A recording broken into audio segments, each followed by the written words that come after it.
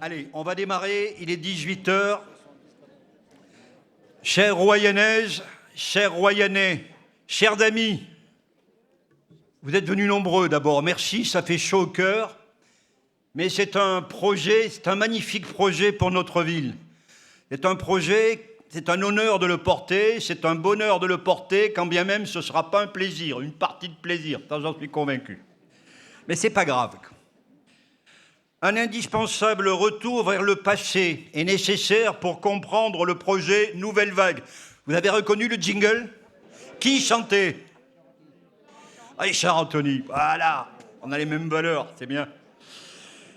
Dès juillet 1945, le ministère de la Reconstruction et de l'Urbanisme, le fameux MRU, a désigné Claude Ferré comme urbaniste en chef de la reconstruction de Royan. Et le front de mer, merci, faut pas dormir, hein, l'équipe là. Ah, mais bon. Le front de mer est un élément central de la recomposition urbaine. Il est imaginé par Claude Ferré. Il propose un urbanisme en harmonie avec la topographie du lieu, avec les deux barres du front de mer qui épousent la courbe de la Grande Conche. Et l'ensemble a été construit entre 1950 et 1956. Quels sont celles et ceux qui sont nés dans ce créneau-là? Levez la main. Un petit paquet quand même, hein, ok? Un petit paquet. Bon, très bien. Très bien. Les deux bâtiments du front de mer étaient reliés par un portique qu'on appelait, qui permettait de voir la mer. C'était un balcon sur la mer. Qui a connu le portique parmi vous? Ah, il y en a un paquet. Il y en a un paquet. Bon, désolé, je l'ai aperçu enfin, hein, cours final. Bon. Voilà, ce portique a été détruit en janvier 86, quelques mois après le casino. Attendez, vous êtes gentil, je suis pour rien, moi. J'ai relu la délibération portant destruction du casino, signée à l'unanimité des élus. Ok, je ferme la parenthèse, juste par curiosité intellectuelle, d'accord. Eh bien, la raison invoquée pour la destruction du portique était qu'il bloquait la vue sur mer. Bon, écoutez, c'est comme ça. Dans les deux cas, quand on analyse finement les choses, la vraie raison de ces destructions semble être, je dis bien semble être, le désamour de la population et des élus pour l'architecture des années 50. Alors, passée de mode, si vous voulez, mais elle n'était pas encore considérée comme patrimoine, ce qui n'est plus le cas aujourd'hui où on la préserve et on la vénère. Pour le casino, s'y ajoutaient des projets immobiliers, imaginés à son emplacement, un manque de rentabilité et le mauvais état du bâtiment. C'est ce que j'ai cru, c'est ce qu'on m'a dit, je ne sais pas. C'est ce que j'ai lu, du moins. Les vagues ont été construites dès les années 1990. Merci. Voilà. Vous voyez quand même l'ancien front de mer, extrêmement aéré, ouvert, avec des storbanes, des terrasses, etc. Cet esprit-là, il était extrêmement intéressant. Et c'est ce qu'on veut un peu retrouver. Donc, les vagues sont construites pour permettre le fonctionnement des restaurants en aile de saison. C'était la raison invoquée. Dans un premier temps, seules les coques seront installées pour couvrir les terrasses avec un système d'ouverture et de fermeture. Aujourd'hui, il doit y en avoir 40% qui fonctionnent, à peu près, encore. Mais petit à petit, les extensions sont fermées sur tous les côtés, vont occulter le baladoir et vont bloquer la vue sur le port et sur la table. La plage, pardon. Voilà. Donc, le système a évolué et s'est dégradé. Nous traiterons successivement les points suivants. Pourquoi réhabiliter le front de mer? Comment le réhabiliter? Ensuite, le projet d'aménagement vous sera présenté par le cabinet SCE Atelier Up+. On parlera budget, rassurez-vous. Rassurez-vous, ça se passera bien. On parlera calendrier et on en viendra au débat, questions-réponses. Je vous propose qu'on se fixe une heure limite, minuit. Ça va? Bon, alors c'est bien. Les intervenants, ce projet, on ne le porte pas seul, c'est toute une équipe qui travaille. Et je voudrais déjà remercier mon équipe et le noyau dur, voilà, d'avoir bien voulu m'accompagner, nous accompagner sur un projet qui est difficile. Il faut vraiment avoir du courage pour le faire. Je parle de Didier Simonet, le premier adjoint qui est en charge délégation générale, grand projet, urbanisme, environnement, transport et qui est aussi conseiller communautaire. Je parle de Philippe Co, qui est troisième adjoint au maire, affaires financières, budget, aérodrome, inclusion numérique, conseiller communautaire. Je parle de Nadine David, quatrième adjointe, culture, personnel, formation, conseillère communautaire. Je parle de Philippe Cussac, cinquième adjoint, sécurité, gens du voyage, circulation, occupation du domaine public, vice-président Royan-Atlantique en charge des gens du voyage. Je parle de Gilbert Lux, septième adjoint au maire, travaux, grands projets, vie associative, délégué de quartier.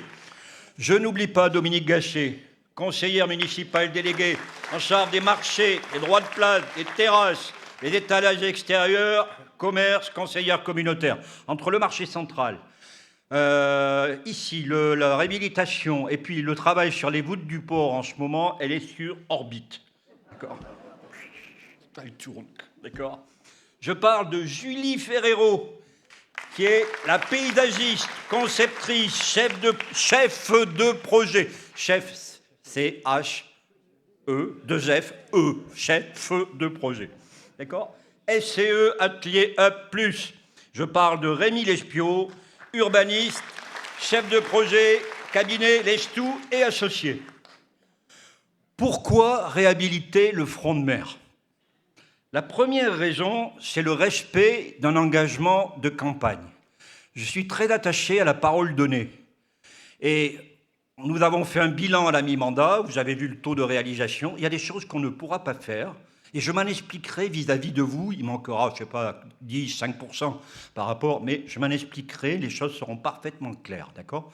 Mais on respecte la parole donnée. Un engagement de campagne, ce n'est pas pour être élu, c'est fait pour être tenu, c'est fait pour rendre compte, et c'est fait pour faire le point en fin de mandat, d'accord ? Voilà. Donc ça, c'est important. Mais je ne suis pas un politique, hein, c'est assez clair. Si vous voulez, on a fait faire une étude de redynamisation du centre-ville par le cabinet Lestou. Alors, c'était une étude qui couvrait marché central, boulevard Briand, Place Rouge, La République, Gambetta, Front de Mer, Gadry-Botton, la Tache Verte et le quartier de la Gare. Coût de l'affaire, 50 millions. D'accord ? Là, ça nous a calmés. Enfin, moi en particulier, ça m'a calmé. Et nous avons choisi de nous concentrer sur le front de mer avec une amorce de réhabilitation de 2 U, parce que c'est un coût tout ça, hein, quand voilà, qui ont été faits déjà, et ça a été donc le périmètre qui a été le périmètre de la mission. Pourquoi réhabiliter ? Parce que ce front de mer, par endroits, il est misérabiliste. Et il donne une image peu enviable, peu attractive de notre station balnéaire. Et ça, c'est pas acceptable, si vous voulez. Et si vous voulez, malgré les efforts accomplis par certains commerçants ont essayé de tirer, d'améliorer, il faut reconnaître ce qui est. Mais il y a une véritable attente de la population sur cette réhabilitation, et nous sommes là pour répondre à des attentes. Et il y a une véritable attente d'une majorité de commerçants qui ont pris conscience que si on continuait, on tuait la station balnéaire. On n'aura un jour plus personne, ou alors vraiment des gens avec un faible pouvoir d'achat. Qu'on accueille avec plaisir, c'est pas le problème. Mais voilà, mais il faut travailler, il faut faire travailler le commerce aussi. Bon. La ville a sa part de responsabilité. Il y a eu un laisser-aller dans l'application du règlement. Il y avait un règlement du front de mer au départ. Hein. Et petit à petit, avec les usages, etc., il y a eu un laisser-aller de la part de la ville, de la municipalité, et nous portons notre part de responsabilité dans cette affaire. Quel est l'objectif ? L'objectif, il est clair. Il faut redonner envie aux Royanaises et aux Royanais de revenir sur le front de mer, de se réapproprier le front de mer. On aura gagné le jour où vous irez prendre l'apéritif sur le front de mer, vous irez dîner en famille sur le front de mer, vous direz à vos amis qui vous demanderont « Où est-ce que je peux aller ? Un restaurant à poissons, tu connais ?» Le front de mer, bien sûr, chez... Voilà. Hein, bon, je ne donne pas de nom. C'est dangereux, cette affaire. Voilà. Cette mandature, si vous voulez, c'est vrai, merci, elle est rythmée par des grands projets. Le premier, ça a été la réhabilitation du Palais des Congrès. On a mis 4 ans. Au bilan, on a vraiment quelque chose qui fait honneur à la ville et qui participe de notre label Ville d'Art et d'Histoire. On a le marché central.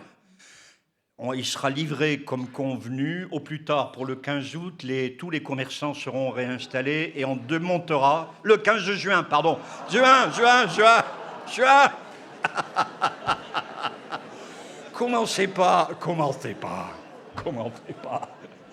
15 juin, 15 août, c'est autre chose. D'accord? Pas pourquoi, je pense au 15 août. Bon, qu'importe. 15 juin, au plus tard. Et on démontera la structure provisoire sur la deuxième quinzaine de juin. D'accord? Et troisième projet, mais celui-là, on va le mener tambour battant. Hein. On a 2 ans pour le réussir et on va le mener, je peux vous dire, avec cadence. Les entreprises s'en souviendront et le cabinet aussi. Hein, d'accord? Mes élus aussi, d'ailleurs. Mais voilà, on y va. Il faut aller vite. Quels sont... Et je pense aussi, il y a le CTM que j'ai oublié, le Centre technique municipal. Bon, voilà. Et puis, il faudra penser à prolonger vers le boulevard Thiers. Il faudra les galeries Botton, bon, on y réfléchit. Et le Tiki, on y réfléchit très fort. D'accord? Voilà.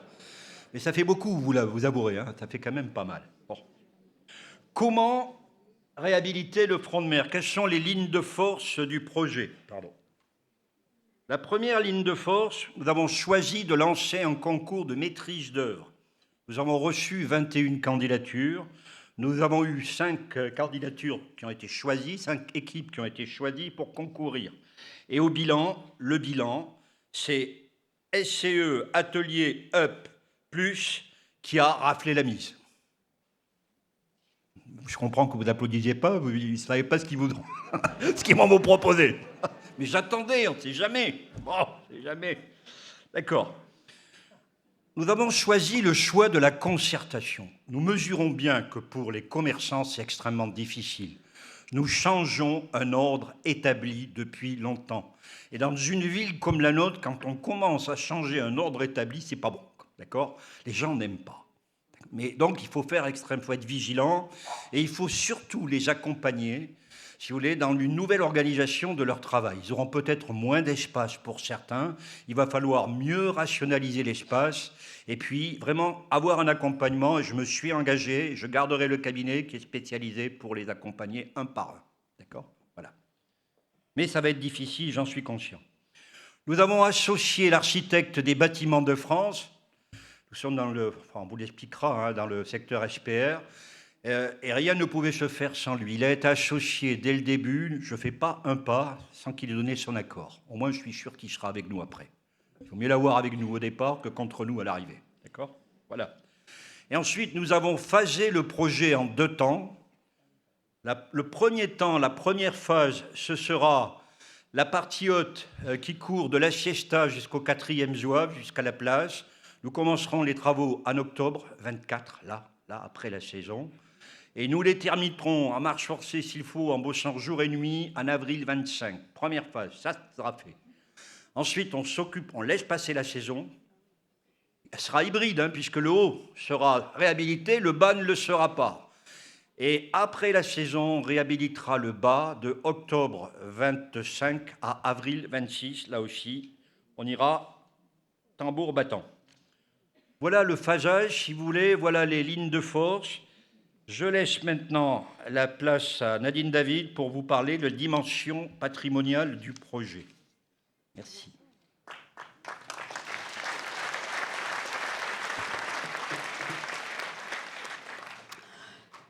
Merci, monsieur le maire. Bonsoir à toutes et bonsoir à tous. Je suis ravie de vous retrouver ici et de vous parler donc de cet effet patrimonial et architectural qui se manifeste et se traduit tout d'abord par un outil de protection du patrimoine, le SPR dont on vous a déjà parlé, qui signifie le site patrimonial remarquable. Les erreurs qui ont pu être commises dans le passé ne seraient certainement plus possibles aujourd'hui grâce à tous ces outils de protection de notre patrimoine. Pour que tout le monde sache bien de quoi l'on parle, je vais me permettre de vous faire lecture de la définition d'un SPR. Les SPR, donc sites patrimoniaux remarquables, visent à protéger des villes, des villages, des quartiers dont la conservation, la restauration, la réhabilitation ou la mise en valeur présente, d'un point de vue historique, architectural, archéologique, artistique ou paysager, un intérêt public. Et là, nous sommes bien dans le SPR concernant la ville de Royan. Qu'est-ce que cela signifie? Cela signifie que des obligations s'imposent à nous pour la protection et la restauration de notre patrimoine royannais. Cela s'applique plus précisément à l'architecture de la reconstruction, celle qui a été érigée après la guerre, et celle qui a été érigée avant la guerre, la Seconde Guerre mondiale. Cette protection est encadrée par un règlement, le règlement du PLU et du SPR, qui avant était représenté par l'AVAP, dont vous avez certainement entendu parler. Pour la municipalité de Royan, cela se manifeste par une volonté de protéger notre patrimoine tout en préservant le développement économique et touristique de la ville. Il ne s'agit pas d'en faire une ville figée, d'une ville qui continue à se développer, mais en protégeant son patrimoine. Il s'agit là d'un exercice d'équilibre. Dans les obligations qui s'imposent à nous, ce sont bien évidemment, comme je le disais, des obligations, mais il faut plutôt les voir comme des incitations positives qui vont aider tout un chacun à protéger notre architecture et développer une pédagogie de protection de cette architecture avec des conseils qui sont donnés. Cela permet notamment la préservation de certains détails des bâtiments tels que les clôtures, les portes, les ferronneries, les couleurs d'origine qui font la spécificité de notre architecture royanaise. Quels sont les effets du SPR, le site patrimonial remarquable? Ils sont de deux types. Une obligation de prise en compte dans les documents d'urbanisme, et avoir recours, comme le disait Monsieur le maire, à l'avis de l'architecte des bâtiments de France sur tout ce que nous souhaitons mettre en œuvre. Et il est préférable, en effet, qu'il soit favorable à nos décisions. Pour ce qui concerne le front de mer, ça va se nicher jusqu'à des petits détails, tels que le point d'attache, la hauteur du point d'attache des storbanes, le choix des luminaires, la distance des pavillons dont on vous parlera tout à l'heure par rapport à la façade des immeubles, puisqu'il n'est pas question que ces nouveaux édicules puissent dissimuler les façades ou obturer la vue sur le front de mer. Le choix du mobilier urbain, toutes ces choses-là doivent être vues et validées par l'architecte des bâtiments de France. Ce que nous dit le SPR au sujet de notre front de mer. Je vais en lire les extraits. Donc, il dit que le front de mer est répertorié comme immeuble remarquable en rouge. Vous le voyez sur la diapositive qui vous est projetée en ce moment, à l'exception des coques que vous voyez devant et qui, elles, sont en violet. Et le SPR dit qu'elles sont à insérer, ce qui se traduit de la façon suivante. Leur maintien est de nature à porter atteinte à la qualité patrimoniale souhaitée pour le site. Ce qui, en bon français, veut dire qu'on n'en veut plus. Voilà. Merci de votre attention.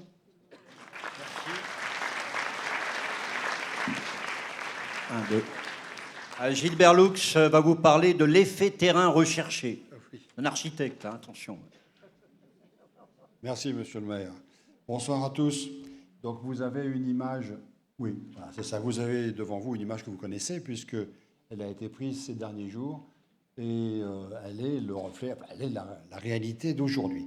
Sur cette photo qui a été prise à environ une cinquantaine de mètres du square du 4e zouave, on observe des dispositions qui donnent la qualité, si on peut dire, entre guillemets, des lieux.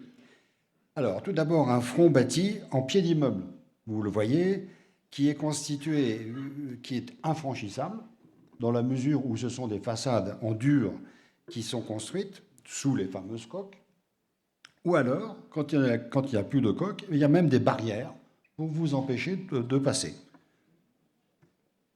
Ça, c'est un premier point. Le deuxième point qui constitue cette façade infranchissable, c'est la voirie automobile. Alors, cette voirie automobile, elle est tout à fait normale. Elle est constituée d'un tapis de roulement, de bordures, de bornes. On voit, voilà. Donc, il découle de ces deux dispositifs une pratique de l'espace qui est canalisée. On ne peut pas tellement faire autrement. Donc, on est obligé de suivre le cheminement qui est tracé. Et on le fait de deux manières différentes. Soit on passe derrière la façade et on a à ce moment-là la pratique de ce qu'on appelle le baladoir, mais qui, on en conviendra, est plutôt devenu un corridor, pas terrible. Soit on passe sur l'extérieur et à ce moment-là, on se retrouve sur un trottoir assez exigu et qui ne prête pas à la flânerie. Donc cet ensemble de dispositifs génère au final un espace qui est unidirectionnel et qui impose des pratiques linéaires. Deuxième image. Alors cette image-là, eh bien, c'est ce qu'on appelle entre guillemets une vue d'artiste et elle montre le futur paysage du même point que la précédente image. Donc cette vue d'artiste sensiblement établie dans le même endroit que la photo précédente préfigure les nouvelles dispositions qui seront décrites un peu plus loin et plus en détail.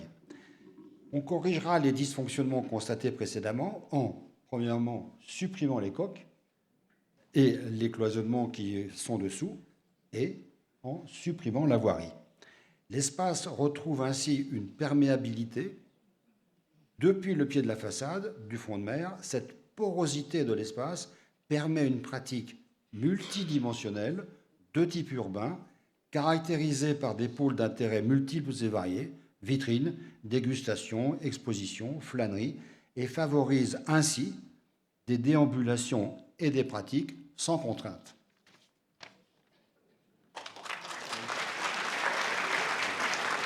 Didier Simonet va nous parler de l'environnement et des mobilités douces. Oui, merci, monsieur le maire. Mesdames, messieurs, bonsoir. Donc, en ce qui concerne le paysage, il faut savoir que la dimension paysagère du projet est un objectif principal de ce projet du front de mer. Il est déjà doté d'espaces verts de qualité, que ce soit au droit du Jardin de la Mer et le long de la Serpentine, mais notre objectif est de reconnecter ce front de mer actuel à l'espace qui aujourd'hui est trop minéral. Le traitement paysager doit également permettre de retrouver des liaisons transversales et non exclusivement longitudinales, comme l'a expliqué Gilbert Lux tout à l'heure, et de permettre aussi un parcours depuis le centre-ville vers l'espace vert ou vers la plage. En outre, cet aménagement proposé a pour but, là où ce sera possible, de désimperméabiliser et, dans la mesure également du possible, d'aller vers une gestion intégrée des eaux pluviales. Le cabinet SCE vous en parlera également tout à l'heure. En ce qui concerne les mobilités douces, qui sont très à la mode, d'abord, l'objectif, c'est les piétons, puis les cyclistes, et enfin la voiture seront à traiter par ordre de priorité dans les déplacements.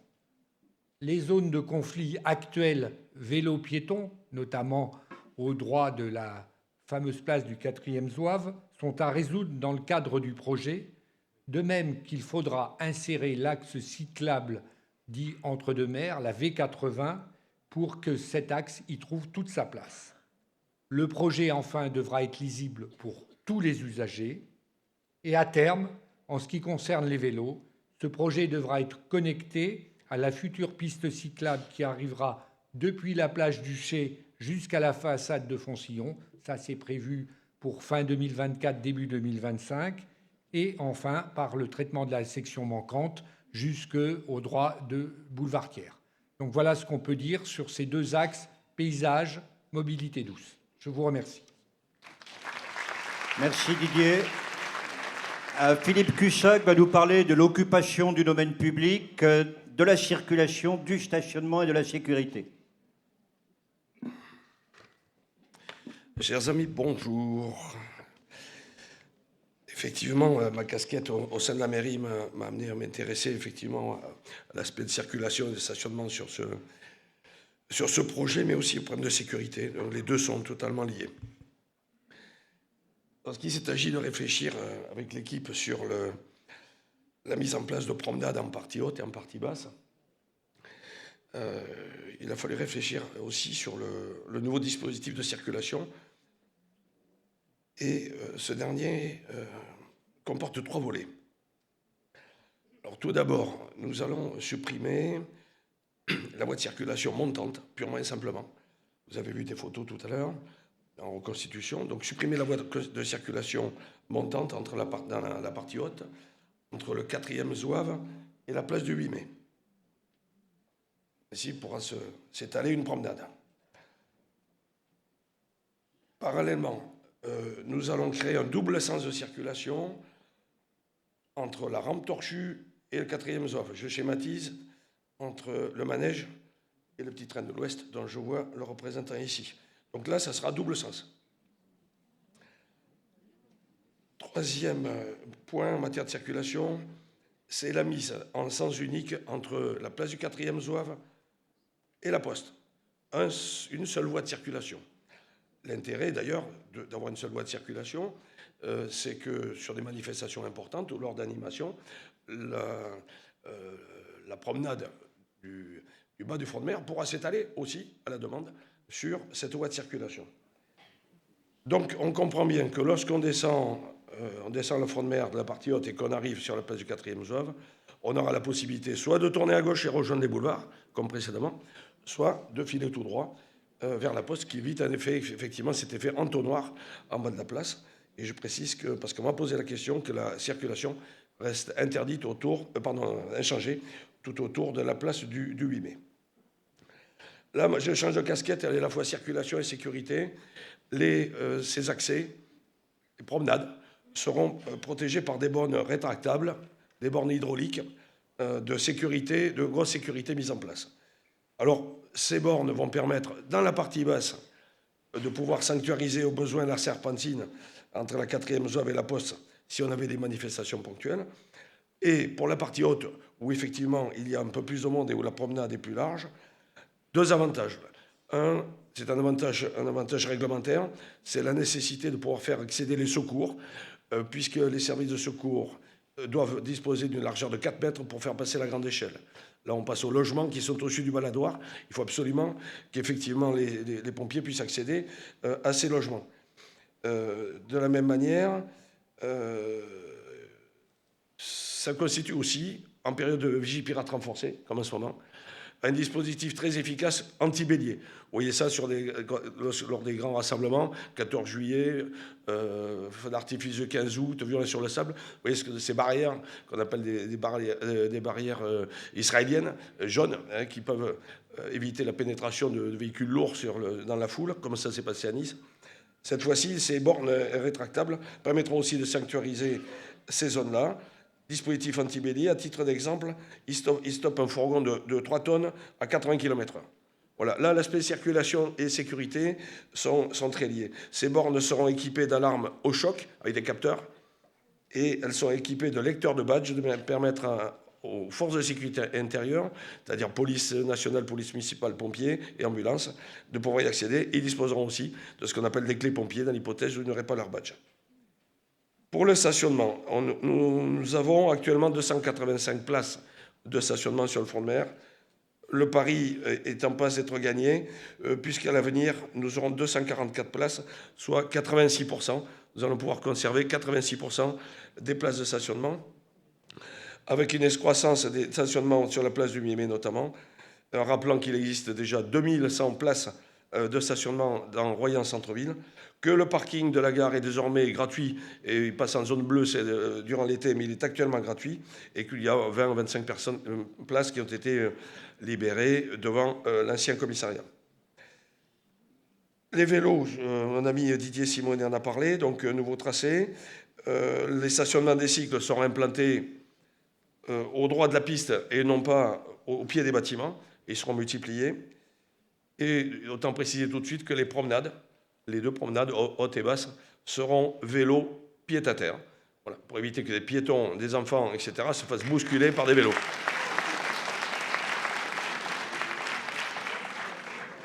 Et je l'étendrai aux trottinettes. Enfin, dernière casquette, c'est celle de la sécurité, j'en parlais tout à l'heure. Tout le linéaire du front de mer sera équipé de caméras de vidéoprotection.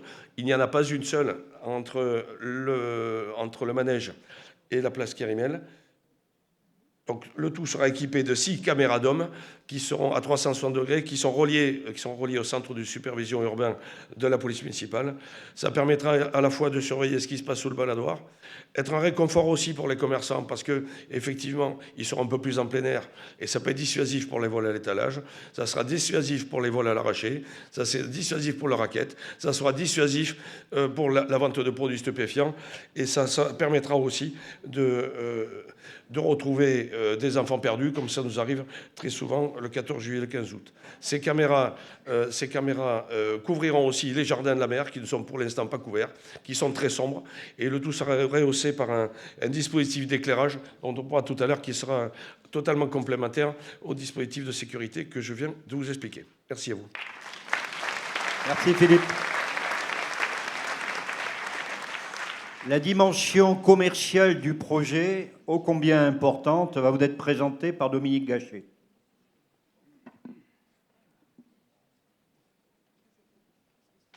Alors, les Royanaises, les Royanais, bonsoir. Parle bien dans le micro fort. C'est bon là, vous m'entendez? Oui, c'est mieux. Bon, alors le front de mer, on fait un petit état des lieux. L'espace du front de mer est composé de ses habitants, des promeneurs et des commerces. Situés au pied des deux ensembles composants du front de mer, 46 commerces sont installés sur des fonds de commerce privés, c'est-à-dire au rez-de-chaussée des immeubles. De taille et de volume très différents, proposant des activités, elles aussi très différentes. 15 établissements de restauration proposant soit un service à table ou de la vente à emporter. Des vêtements, des chaussures, des maillots de bain, des accessoires, des gadgets, des jeux, des jouets, de la déco. Il y a aussi un hôtel et un bureau de tabac qui viennent compléter l'offre commerciale du front de mer.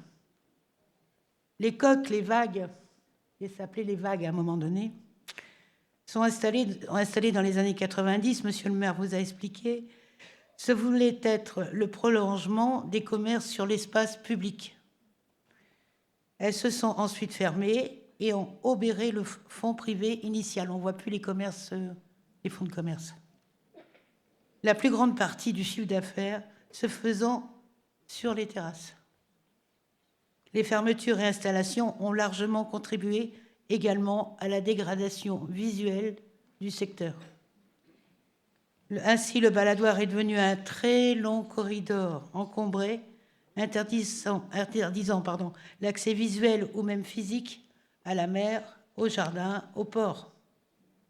Revaloriser les espaces commerciaux, c'est également redonner du sens aux activités commerciales, les rendre plus visibles et accessibles. Depuis les promenades nouvelles, en étant mieux intégrées à l'ensemble architectural du front de mer et finalement à l'ensemble de la ville. La transversalité avec les autres artères commerciales du centre-ville, République, Briand, Gambetta, va générer des flux nouveaux en toute saison vers le front de mer. Les espaces ainsi recréés seront plus attractifs et valorisants, favorisant l'ouverture à l'année. Cette montée en gamme va nécessairement rebattre les cartes de l'offre commerciale. Merci. Merci Dominique. Rémi Lespiot puis Julie Ferrero du cabinet Up+, vont vous présenter dans le détail le projet d'aménagement. Évidemment. Bonsoir. Effectivement. Le projet d'aménagement du front de mer, projet Nouvelle Vague, a débuté par un important travail d'état des lieux et avec lui de rencontres individuelles des commerçants, de vos commerçants. Plus d'une quarantaine aujourd'hui sur le front de mer en activité, Madame Gachet le rappelait à l'instant, avec des parcours très différents de par leur localisation, de par effectivement leur ouverture en saison et hors saison, de par aussi effectivement le dimensionnement de leurs locaux et leur questionnement par rapport au projet. Alors certes, des questionnements sur lesquels nous avons travaillé dès le début d'année pour identifier les freins, mais aussi les leviers. Monsieur le maire le rappelait en introduction, un projet qui se veut ambitieux, qui va générer effectivement du changement, mais le changement est avant tout levier d'opportunité. Encore faut-il pouvoir s'en saisir individuellement, mais aussi collectivement. Dès le mois de janvier, nous avons échangé avec les commerçants sur des sujets fondamentaux pour accompagner la mutation du commerce demain, la lisibilité des devantures commerciales, la question de l'animation collective, l'attractivité des points de vente et la question de la convivialité que l'on peut attendre d'une destination de bord de mer. Ce travail de rencontre individuelle s'est prolongé au mois de février par un temps de concertation, de co-construction sur une journée. Le matin, par une déambulation avec riverains, habitants, commerçants, sur l'ensemble du périmètre, poursuivi l'après-midi par un travail d'échange, effectivement, par secteur, par îlot, pour se dire quels sont demain les enjeux. Alors certes, nous avons beaucoup parlé de commerce, mais pas nécessairement que de terrasse. Tous les sujets qui font aussi le commerce de demain, la question de la livraison, la question de la gestion des déchets, toutes les réflexions en matière de stationnement, de signalétique et d'animation pour proposer, encore une fois, autant que possible, un lieu de vie, toutes saisons confondues. Et également, comme vous le voyez à l'écran, bon nombre d'autres sujets. Le front de mer est aussi un lieu de vie, un lieu résidentiel, avec des réflexions, des intentions en matière d'espace public, éviter la congestion sous les arcades, développer la place du végétal pour un confort d'été, s'interroger aussi sur l'harmonisation des sols et valoriser les vues sur le parc, sur le bord de mer, sur la plage. Des réflexions aussi en matière de mobilité, Julie Ferrero vous les présentera tout à l'heure, sur la place du vélo, la place du piéton, nous l'évoquions il y a quelques instants. Et puis une mixité d'usages, effectivement, clientèle de saison, clientèle aussi permanente. Ce cadre de vie, ce cadre d'activité a vocation effectivement à profondément évoluer, pardonnez-moi. Un des sujets pour nous, c'est de travailler d'ores et déjà, dès aujourd'hui, et demain encore plus, sur la mise en place d'une charte. Une charte effectivement des devantures et des façades commerciales, mais plus largement une charte pour un cadre de vie et un cadre d'activité, en tenant compte des besoins résidentiels, de l'animation, de la signalétique, de la gestion des déchets tels qu'évoqué tout à l'heure, pour proposer autant que possible un lieu de vie à l'année qui est en capacité de monter en saison, de monter en régime, pour faire destination et faire lieu de convivialité. Les conclusions à laquelle nous sommes arrivés collectivement, groupement et arbitrées par la ville, nous amènent effectivement à proposer une stratégie commerciale. Alors, une stratégie commerciale qui ne réside pas dans une réponse unique, mais bien une réponse plurielle, au regard de la multiplicité des fonctionnements des restaurateurs, notamment la restauration à table avec une proposition forte, mettre en place des aménagements modernisés, conditionnés à une ouverture à l'année.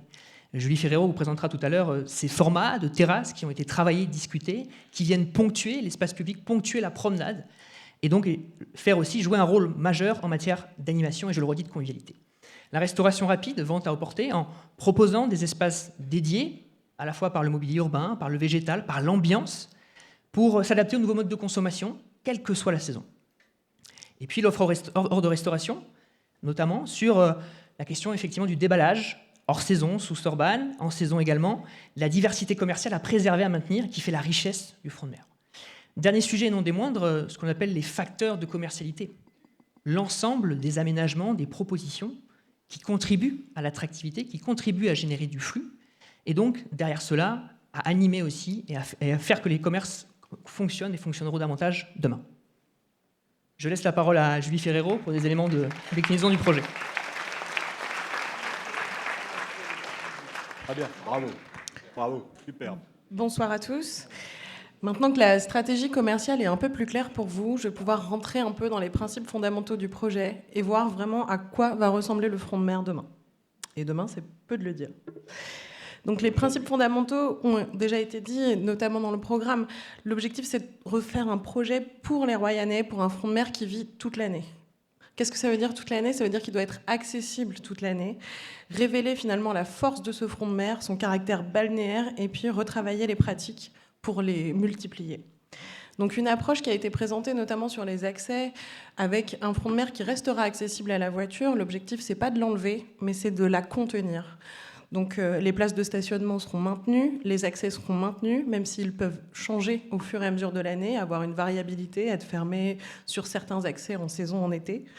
Mais c'est important, il sera toujours accessible pour tous. C'est aussi prioriser les piétons, et ça a été dit, et vous avez même applaudi, pour proposer finalement un endroit qu'on pratique, sur lequel on s'arrête, on contemple la plage, on y va en famille, on y va à plusieurs, et finalement on redécouvre ce front de mer. Comment ? Avec 2 promenades. Une première promenade qui est vraiment patrimoniale et marchande, qu'on retrouve finalement au pied de ce grand bâtiment patrimonial, sur des arcades qu'on réouvre. Finalement une promenade qui va reprendre de la place, qui va s'épaissir, sur lequel on va pouvoir retrouver des usages différents. Et une promenade un peu plus liée au jardin, une promenade de front de mer, où on va retrouver finalement le lien entre le littoral, la corniche, les jardins de la mer et la plage. Et également y accueillir du coup des vélos, puisque vous avez quand même un itinéraire majeur structurant qui passe aussi sur cet espace et qui est important. Retrouver la place du piéton, c'est aussi rouvrir le lien entre le front de mer et le centre-ville. Donc retrouver les portiques, retrouver les hues, retrouver l'axe qui nous mène aussi au marché central et qui était aussi une volonté de construction urbaine du départ. Ce qui est important, et on l'a dit, c'est de retrouver des espaces avec des modes et des usages qui soient apaisés, qui fonctionnent bien entre eux. Et donc on a dédié des espaces mixtes apaisés que vous voyez sous les hachures orange, notamment autour de la place du 4e Zouave, de la place du 8 mai, et finalement tout le long du bâtiment avec un espace piéton prioritaire. Autre principe fondamental du projet, vous l'avez bien compris avec la présentation du SPR, c'est un projet qui se doit de révéler le patrimoine royanais, qui est vraiment l'identité de Royan. Donc c'est vraiment un travail de mise en valeur de la structure porteuse et des façades. Donc qu'est-ce que ça veut dire finalement? Ça veut dire qu'on enlève la coque. Et l'objectif, c'est de retrouver finalement cette écriture architecturale, mais aussi les façades. C'est aussi redonner finalement la vision de ce grand bâtiment, son intensité, son gabarit et sa taille qui est monumentale et spectaculaire, et qui ont fait aussi son écriture. Vous voyez là sur une des présentations, on refera en avant-après, mais vous avez vraiment des perspectives longues, filantes, qui permettent de voir un peu tous les espaces. C'est aussi une mise en lumière de ces différentes séquences. Pour un front de mer qui vit toute l'année et un patrimoine révélé, on va vraiment travailler aussi cette écriture de la lumière. Comment on travaille avec ce jeu d'arcade, comment on met en valeur finalement ces poteaux porteurs et quelle écriture on va donner. Et c'est aussi conférer une identité commerciale sur le long du front de mer. À travers la charte, Rémi en a parlé notamment, et avec finalement une écriture harmonisée sur l'ensemble du site. Enfin, un front de mer, et ça a été également abordé dans le programme par M. Simonet, entre le parc et la ville. Vous avez un front de mer un peu atypique, parce que sur la partie haute, c'est un front de mer qui ne voit pas la mer, mais un front de mer qui bénéficie d'un parc. Et ça, beaucoup de villes en rêveraient. Et donc notre propos a été de conforter le jardin de la mer. Quand on parle du projet Nouvelle Vague, c'est aussi, dans cette écriture de projet, se dire, OK, on enlève les coques, on fait disparaître cette vague, qu'est-ce qu'on offre à la place ? Eh bien, on a souhaité travailler dans le plan, dans le projet et aussi dans l'ambiance, cette écriture de vague et retrouver finalement ce dialogue entre le parc, la mer et le bâtiment en travaillant une harmonie de matériaux et aussi de végétation. Et donc, notre propos est de venir finalement étirer le jardin de la mer jusqu'au bâtiment pour retrouver un espace de promenade qui soit agréable et aussi ombragé. Vous voyez finalement, l'objectif a été de rendre finalement la promenade du littoral attractive et confortable pour tous avec cette écriture patrimoniale et végétale. Donc en plan, qu'est-ce que ça donne? Alors sur la partie haute, donc qui sera la première partie de travaux, vous voyez ici qu'on a travaillé et conforté une promenade patrimoniale marchande qui prend vraiment de l'épaisseur, et on le verra tout à l'heure avec les perspectives et les coupes. Et qui permet finalement d'abriter différents usages. Rémi en a parlé, ça peut être des terrasses pour des commerces à emporter, qui se retrouvent ici représentées sous des parasols par exemple, ou du déballage marchand, des souvenirs, des cartes postales qu'on peut retrouver sous des store-ban et qui confortent en fait ce qu'on va retrouver aussi sur les arcades. Rémi l'a évoqué, il y a une stratégie particulière qui a été développée pour les restaurateurs à table ouverte toute l'année, avec la proposition de ces pavillons. Donc ces pavillons de restauration viennent prendre place sur la partie haute, et on le verra ensuite sur la place du 4e Zouave, pour abriter justement des terrasses déportées pour certains commerces de restauration, afin d'avoir vraiment un endroit où on peut se restaurer toute l'année, abrité et au sein du parc, avec une vue finalement sur ce front de mer révélé. On voit aussi ici, très bien sur le plan, que vous avez une voirie à double sens qui a été présentée tout à l'heure par M. Cussac. Donc on garde finalement un système que vous avez presque aujourd'hui, puisque c'est presque implanté sous la voirie actuelle, où vous pouvez accéder finalement des deux côtés avec du stationnement de part et d'autre. Donc on a maintenu du stationnement un peu partout. L'idée, c'est de pouvoir accéder un peu comme aujourd'hui au front de mer. Mais par contre, on l'a un peu diminué pour intégrer également des stationnements vélos et des espaces techniques plutôt de gestion, notamment des déchets. Ça a été abordé au sein de la promenade patrimoniale et marchande. Il y aura un accès qui est réservé pour les pompiers, notamment pour la voie échelle. Et c'est pour ça aussi qu'on retrouve cet espace très très fluide au centre et qui finalement offre beaucoup plus d'usages que ce n'est le cas aujourd'hui. Donc, vous l'avez vu en plan, voici la vue qui a été présentée tout à l'heure. Je ne vais pas la redétailler sur l'état actuel, vous connaissez cet espace mieux que moi. Et donc, qu'est-ce que ça va donner finalement plus tard ? Donc on a vraiment une promenade ouverte avec ces arcades, avec cette idée de décongestionner finalement ce que vous connaissez aujourd'hui comme étant le baladoir. On va pouvoir déambuler, marcher, traverser, retourner un peu plus vers le jardin, revenir vers les arcades, avoir un espace finalement qui vit différemment aujourd'hui. Vous retrouvez ici l'un des pavillons, donc c'est qu'une partie du pavillon, vous avez un demi-pavillon à peu près là représenté, qui est dans une écriture patrimoniale qui est vraiment dans les codes des années de la reconstruction, où on révèle en fait cette vue. L'objectif, c'est qu'il soit assez transparent pour qu'on puisse voir justement d'un côté et de l'autre, et qu'on se sente vraiment dans l'espace. Donc c'est un endroit abrité, clos, mais où finalement on est vraiment dans l'espace du front de mer, dans le parc. Il y aura quelques tables également tout autour, et qu'on pourra retrouver, et des espaces de déballage, donc notamment sous les storbanes. Donc cette écriture des storbanes a été aussi représentée par Monsieur le maire comme étant aussi un des codes forts de la reconstruction. Au sol, on retrouvera des pavés qui évoquent aussi cette vague, et finalement un côté très piéton, très porté sur la déambulation, qui permet d'ouvrir aussi sur les portiques et de marquer ces connexions. Donc les pavillons de restauration seront vraiment des terrasses déportées qui seront couvertes, chauffées et permettront de fonctionner toute l'année. L'objectif est d'avoir vraiment une implantation qui permette de ponctuer comme ça le front de mer. On ne les retrouvera pas de façon systématique et notamment pas sur la partie basse parce que le recul n'est pas suffisant pour pouvoir les implanter notamment. Et l'idée, c'est d'en faire des objets particuliers. Donc vraiment des petits bijoux comme ça qui ponctuent et qui permettent de découvrir, de s'abriter et de voir finalement différemment le front de mer. Donc vous avez ici une représentation en coupe pour vous montrer une séquence. Donc aujourd'hui, à l'endroit où vous avez actuellement le storban qui est représenté, se situent les coques. Et donc on voit qu'on ouvre complètement cette perspective et cet espace, libérant ainsi un espace de déambulation de plus de 20 mètres qui permet de retrouver différents usages et de retrouver cette implantation de pavillons notamment. Quand il n'y a pas de pavillon, du coup, on a cherché aussi à créer un lien entre le végétal, le parc et le bâtiment. On va retrouver ponctuellement quelques îlots plantés en pied de bâtiment. Ça évoque aussi un petit peu ce qui avait été fait au départ, où il y avait quelques espaces plantés, quelques espaces enherbés aussi en pied de bâtiment.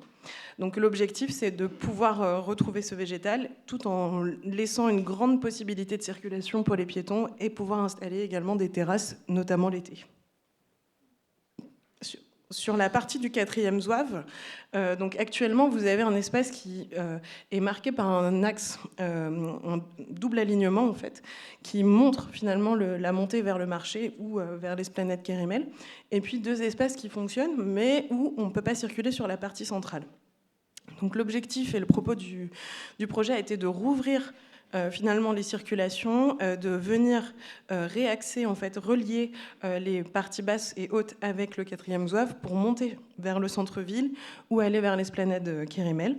On retrouve ici 2 pavillons qui sont plus petits parce qu'on a des contraintes aussi d'implantation plus importantes, mais qui viennent finalement orienter et permettre d'avoir une intensité autour de ces places où on pourra retrouver des terrasses, de la circulation apaisée et avec quand même un maintien du stationnement aussi sur cet axe-là. Sur la partie basse, donc aujourd'hui, il y a un lien très très très fort avec la plage, mais qui est un peu cassé par l'implantation des coques et la voie de circulation. Donc le projet propose de passer à un sens unique, donc allant vers la poste, comme ça a été précisé, et puis de finalement rouvrir ces portiques, souligner finalement le lien et la continuité entre le bâtiment et la mer.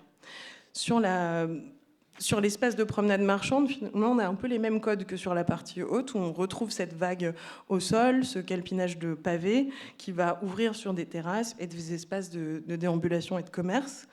Et sur la partie promenade du front de mer, on va retrouver un aménagement dédié sur la promenade ou Banguichari pour justement gérer le problème des vélos et les difficultés qu'il peut y avoir avec les piétons. Donc notre proposition a été de séparer ces deux flux et de traiter l'espace comme étant continu. Donc on a vraiment quelque chose qui parle entre le bâtiment et la plage. Donc actuellement, vous avez cette vague avec cette double circulation et on voit qu'on a des vues assez limitées. Finalement, on perçoit pas très bien l'espace du 4e zouave à l'arrière et on devine la plage et l'espace qui est de l'autre côté et à peine finalement les portiques. Le projet finalement amène une connexion renforcée vers la plage en soulignant ces portiques, en canalisant un peu la voiture. Elle est toujours présente, elle peut toujours être là, même si l'espace peut être fermé. Mais on a vraiment un rapprochement entre ces deux espaces qui laisse place quand même à des espaces de restauration importants. Sur la promenade Oubanguichari, la promenade piétonne et cyclable aujourd'hui est finalement un grand espace sur lequel il n'est pas toujours facile de savoir où on circule, où on marche et où on peut s'arrêter. Donc la proposition du projet est de séparer les deux espaces en traitant finalement un espace mixte au milieu où on va retrouver de la végétation à nouveau pour raccrocher avec l'espace du parc qui est à l'arrière et des espaces d'assises avec des bancs ou des appuis vélos qu'on pourra retrouver sur cet espace-là. Ainsi, la promenade piétonne sera le long de la plage et la piste cyclable à l'arrière, permettant comme ça de mieux hiérarchiser les flux.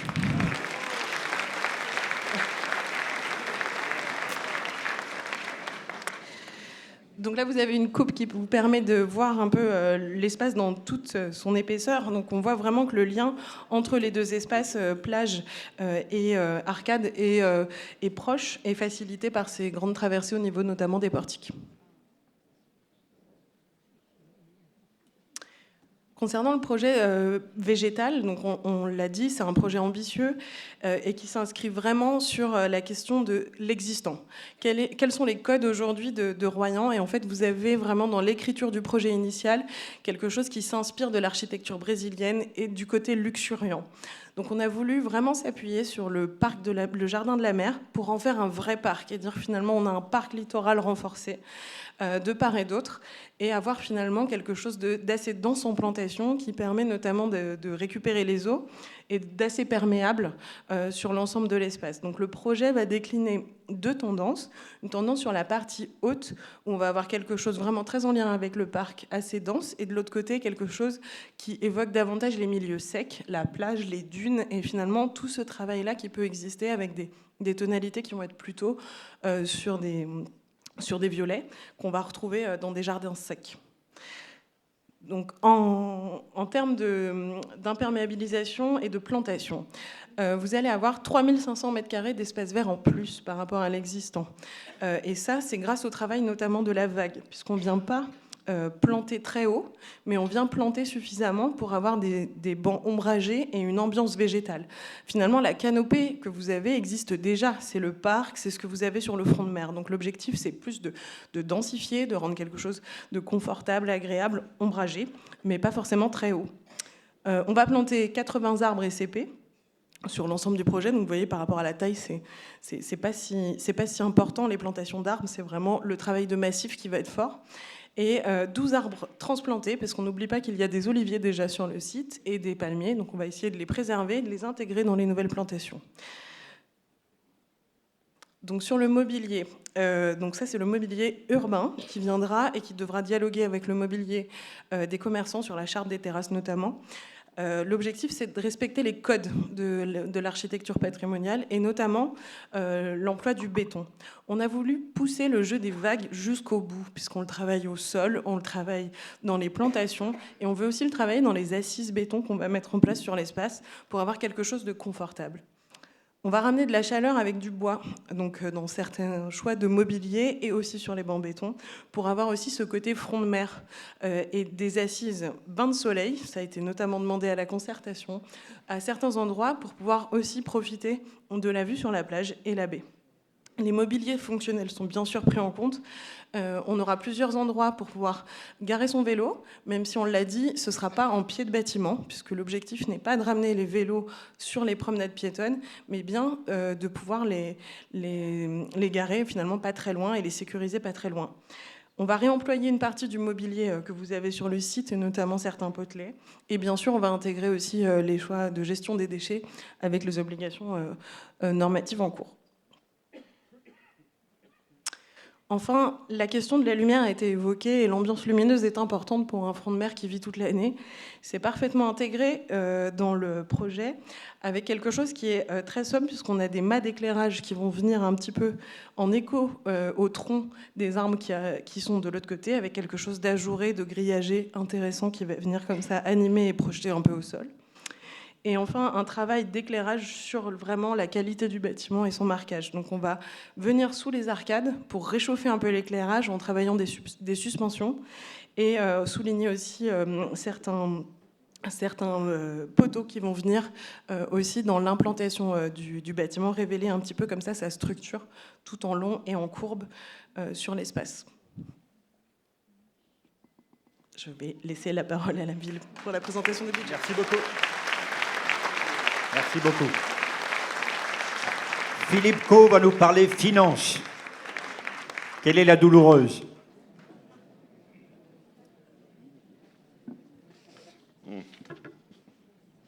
Merci, monsieur le maire. Alors, mesdames, messieurs, bonsoir. Conformité de nos projets de campagne. Bien, en effet, nous réalisons bien nos 3 projets les plus remarquables de notre programme de 2020. Les travaux du Palais des Congrès pour 9 millions d'euros, un peu plus 9,5 millions, du marché central, donc qui sera inauguré très prochainement pour 5 millions d'euros. Et enfin, le front de mer pour environ 8 millions d'euros, soit ces 3 projets représentent 22,5 millions de dépenses d'investissement hors taxes. Alors, ces dépenses, elles s'inscrivent dans un plan pluriannuel d'investissement pour les initiés PPI. Ce PPI permet de répartir, de prioriser et d'arbitrer nos actions en fonction des priorités et des besoins de la commune. Alors, pour le budget du Front de mer, il s'inscrit sur 4 exercices budgétaires jusqu'en 2026. Alors, son financement, il provient de différentes recettes, tels que l'autofinancement, ce que l'on dégage, l'excédent du compte administratif de l'année précédente, les fonds de compensation de TVA, donc sur les travaux, la taxe d'aménagement, des subventions et l'emprunt. Ça, c'est pour les recettes principales. Mais à ce titre, ces 3 projets, ils seront réalisés sans augmentation des taux d'imposition de la ville de Royan.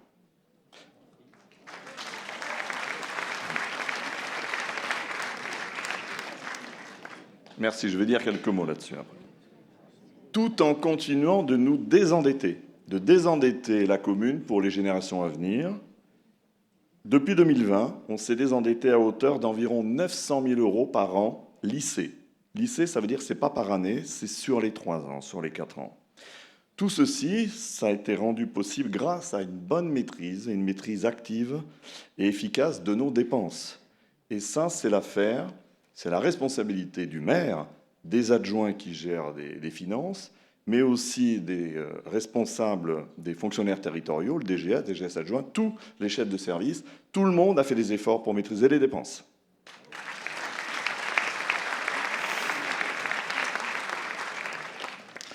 Je vous remercie de votre attention. Donc, pas d'augmentation d'impôts jusqu'en 2026.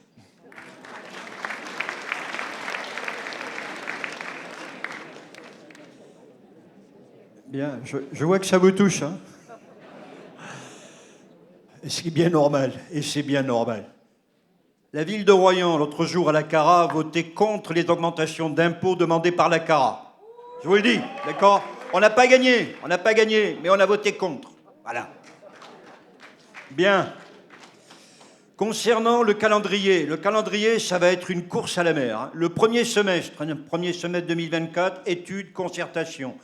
Bien sûr les commerçants, bien sûr les syndics, bien sûr les copropriétés, bien sûr les riverains, bien sûr les délégués de quartier. Tout le monde a été associé, a été vu et sera revu. Nous aurons le 15 juin une journée complète dédiée aux commerçants et aux besoins, aux syndics, aux copropriétés. On refera un tour encore, parce que les idées maturent, il faut du temps pour qu'elles infusent, hein, d'accord? Voilà, donc ça c'est important.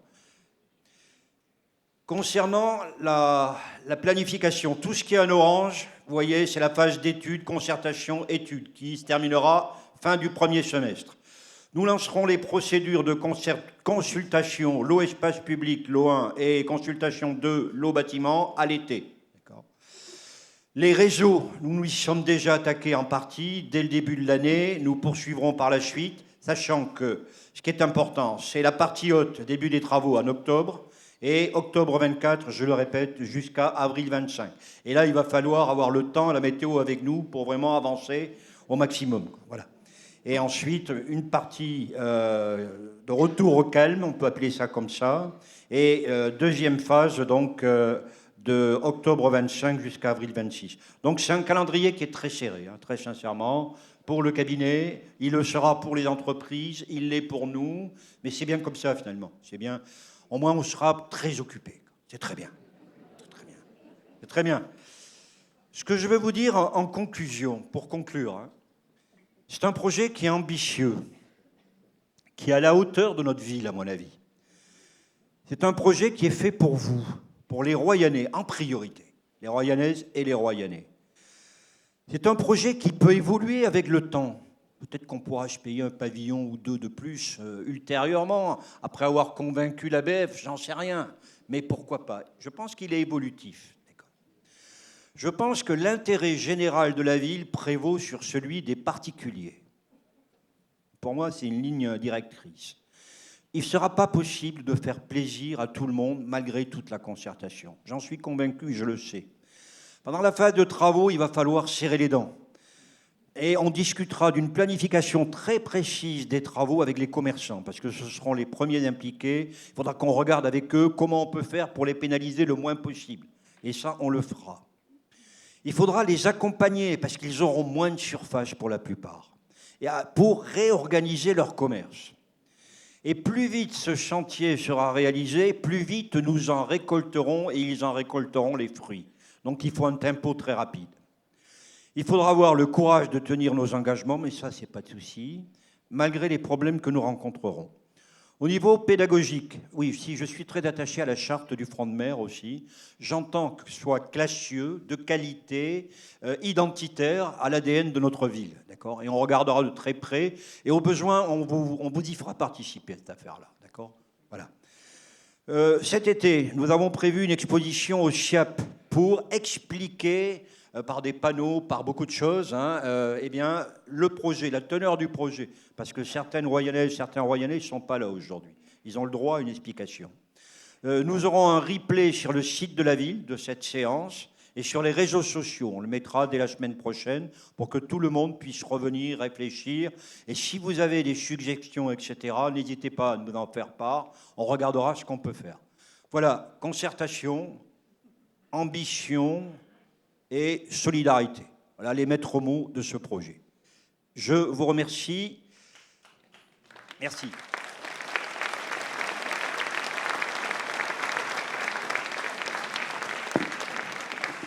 Il est 7h05, on va passer très sereinement à la phase questions-réponses, d'accord? Et on verra parmi nous, on essaiera d'apporter les réponses les plus construites possibles. Il y a 5 micros qui vont circuler sereinement. Je vous demande de vous présenter quand vous posez une question.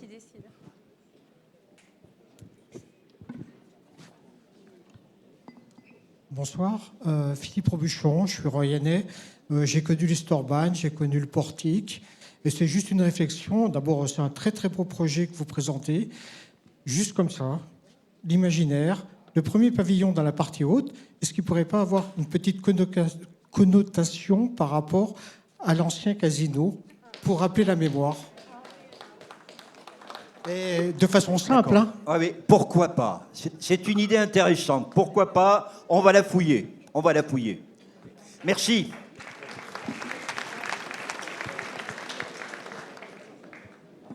Oui, on me dit qu'on pourrait l'appeler le pavillon du casino. Hein, d'accord, déjà. Mais on ira au-delà.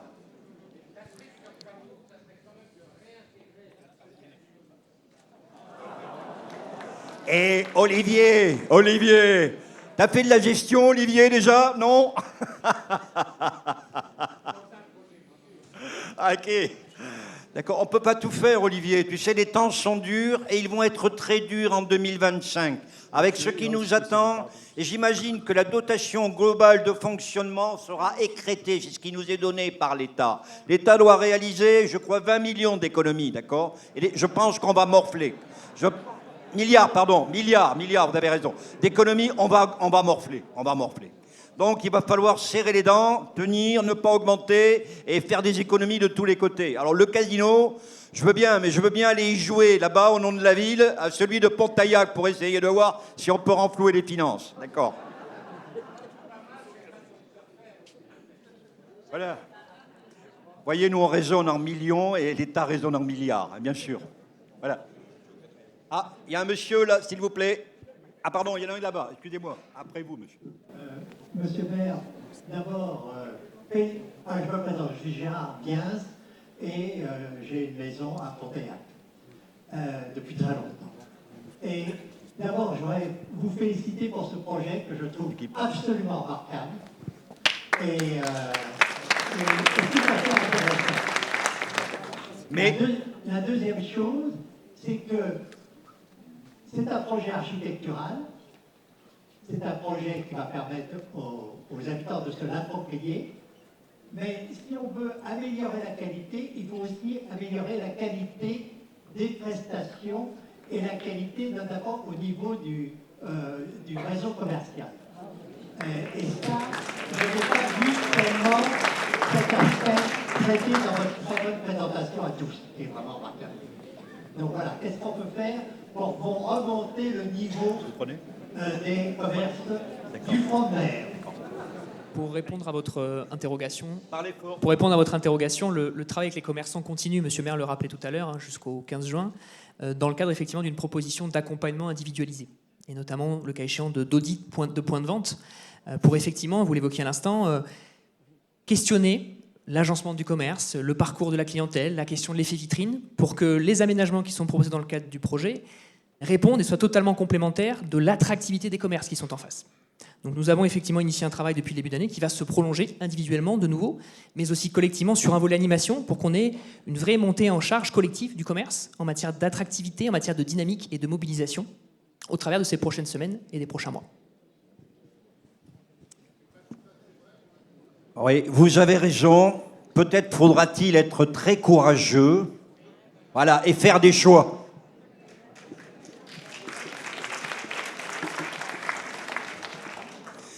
Et sachez que je n'hésiterai pas avec mon équipe à faire des choix.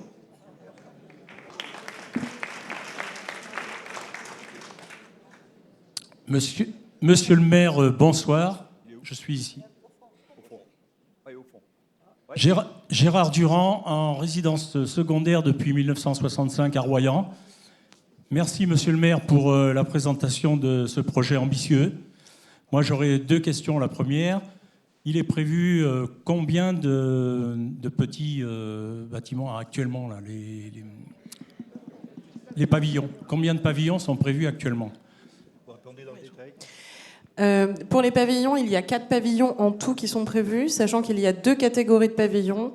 Les premiers pavillons qui sont sur la partie haute peuvent accueillir 2 salles de restaurant, enfin 2 petites salles. Et les pavillons qui sont sur la place du 4e Zouave, une seule salle par pavillon. Et j'ai une deuxième question. Je m'interroge ce soir, je me suis dit, où sont les jeunes pour porter ce projet aussi?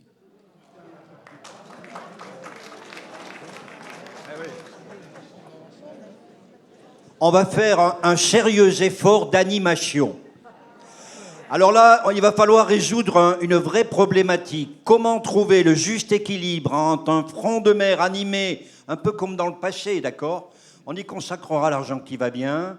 Et Nouvelle Vague, hein, par exemple, oui, très bien. Et le fait de préserver la tranquillité aussi des riverains. Il y aura quelque chose à trouver d'intelligent, d'accord? Mais Ce front de mer, on va créer des espaces. Ces espaces, il faut les animer. Il faut leur donner une vie. Ça ne suffira pas sinon, outre les commerces. Donc l'animation, il va y avoir un plan d'animation de ce front de mer et nous y serons très vigilants et très attachés. Et je pense que ça attirera des jeunes. Bonjour.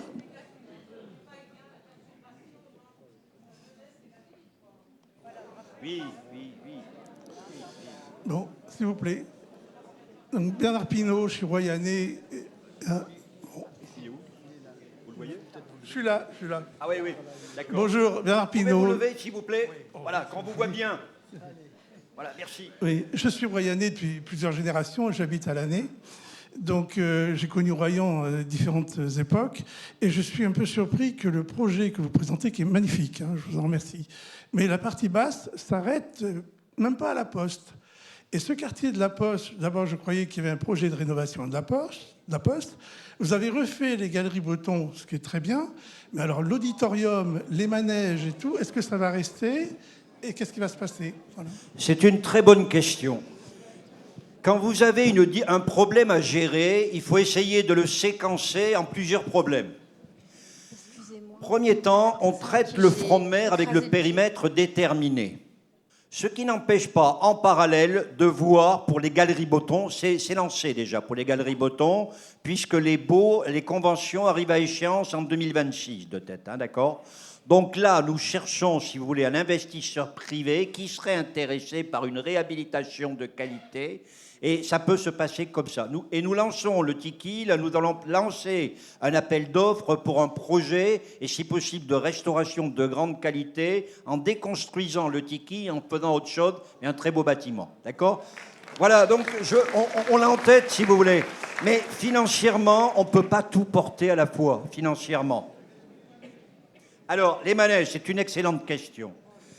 Vous savez, si je m'attaque à tout à la fois, nous risquons de voir péricliter le projet du front de mer.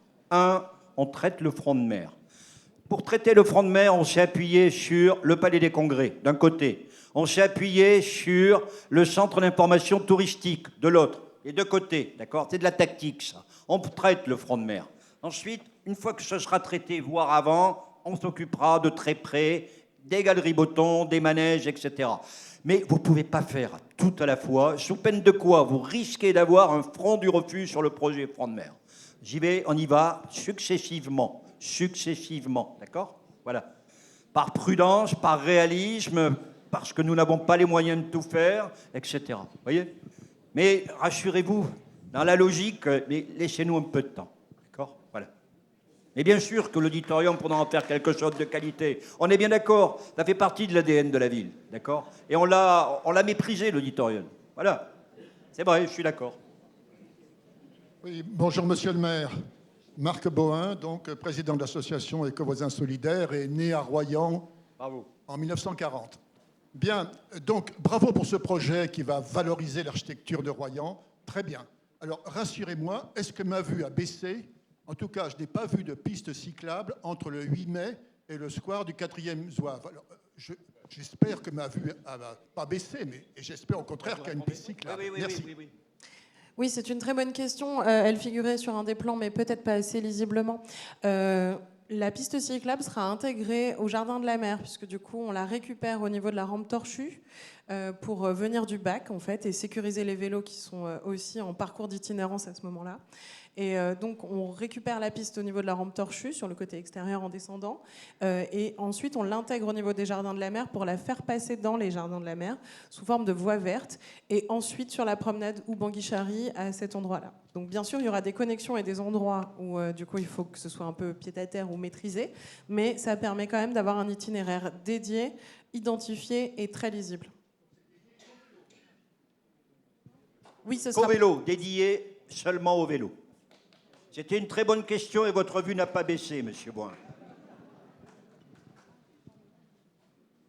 Ah, attendez, où est-ce qu'ils sont passés? Madame Roy devant, s'il vous plaît. Voilà. On a quelqu'un là-bas. Oui, Eva, on pense à toi. Bonsoir, Geneviève Bert, ça fait 40 ans que j'ai une résidence secondaire. Votre projet est magnifique, mais il ne concerne pas que les Royanais. Il concerne aussi les touristes et ceux qui ont des résidences secondaires. L'année dernière, lors d'une réunion précédente, je crois, sur le budget, vous aviez dit aux Royanais que leurs impôts n'augmenteraient pas, mais que vous bénéficiez ou que vous allez profiter d'une niche pour augmenter davantage les impôts pour les résidences secondaires. Je continue donc. Tout à l'heure, monsieur, votre adjoint, nous a dit qu'il n'y avait pas d'augmentation au niveau des impôts pour les Royanais. Qu'en est-il pour ceux qui ont une résidence secondaire? Écoutez, madame, il n'y a pas d'augmentation de la partie communale, de la part de la taxe foncière. Voilà, ça c'est clair. Pour les résidences secondaires, vous le savez, il y a une possibilité, on est devenu un territoire tendu, et notre équipe a décidé d'augmenter de 60% la taxe d'habitation, le taux de la taxe d'habitation des résidences secondaires. Ça fait quoi? Ça fait 250 à 300 euros pour un 100 mètres carrés à l'année. Je suis obligé d'aller chercher l'argent où je peux, d'accord? Où je peux. Et je l'assume, je l'assume. Je me suis fait engueuler par quelques résidences secondaires. Je n'en suis pas mort. Je suis là avec mon équipe. On a un projet. Mais voilà, vous comprenez bien que c'est pas simple. Attention, je ne veux pas stigmatiser les résidences secondaires qui font Vous en avez besoin. Ils font partie de la ville. Ils font partie et vous apportez beaucoup à la ville. Quand vous arrivez avec vos familles, vos enfants. Oui. Vous donnez un dynamisme extraordinaire à la ville, d'accord? Et nous consommons aussi. Il ne faut pas oublier que nous consommons aussi. Et vous consommez, mais bien sûr, sachez qu'on vous aime, d'accord? Vous nous aimez pour ça, peut-être. Patrick, Vous nous aimez pour ça. monsieur le maire. Monsieur le maire. Oui. Oui, je rajoute juste un petit mot. Oui. Juste en complément de ce qu'a dit monsieur le maire, sur l'aspect de cette taxe, hein, qui est souvent un peu particulière à saisir. Il n'y a pas eu d'augmentation du taux de la taxe d'habitation. Cette taxe d'habitation, le taux a été gelé pendant 2 ans. Il n'y a que depuis 2023 que l'État a permis aux communes de le réévaluer. Nous, on ne l'a pas touché. Là, on n'a pas touché au taux des taxes d'habitation sur les résidences secondaires. Non, non, on a touché à la majoration. C'est pas du tout pareil. On a majoré le taux de 11,56, on pouvait le faire de 5 à 60%.